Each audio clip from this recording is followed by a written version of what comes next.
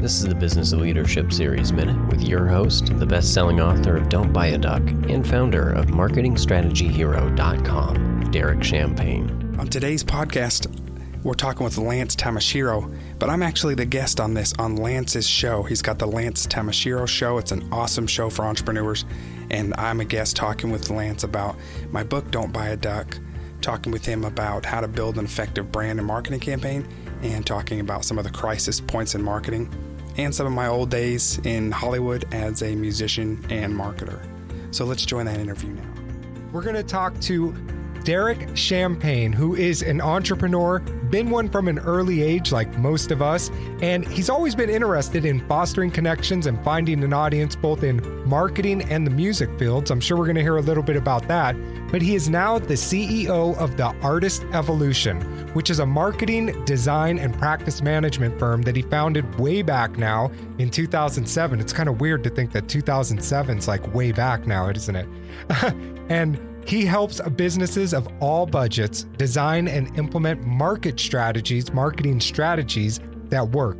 He's developed and managed brands, marketing campaigns in lots of different industries, from startups like a lot of you to household names, and he's pioneered marketing strategies in the medical and dental communities and has tons of experience in advertising, branding, etc. So, Derek, I'm super excited to have you here today. Welcome to the show, and maybe you can kind of fill people in on how you got in this position of having this, marketing firm, starting this up, and what that was like getting going with that. Excellent. Lance, thanks for having me today. I am a fan of your show, and I'm excited to be here. My background, if you had told me 10 or 15 or about 15 years ago that I would be managing a marketing firm, I probably wouldn't have been overly surprised, because I'm an entrepreneur like many like you and many of the listeners. But it definitely is where I'm at now is a different direction from where I started.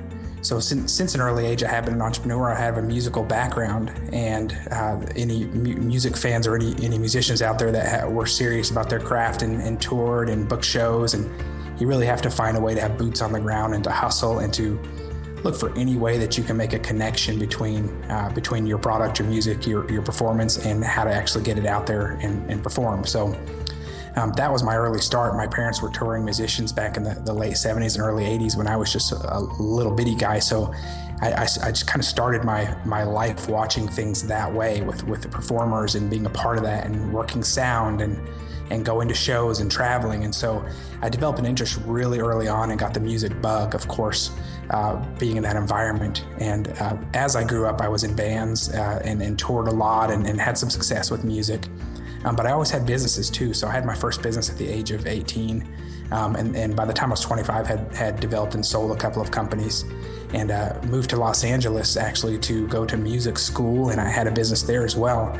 And I had the opportunity to do some really cool stuff in music out there and get music on soundtracks of some TV shows. And I was in the house band of the Viper Room back when Johnny Depp owned it. Nice. And those were the days. I love talking about those days because, now we have clients of all sizes and budgets.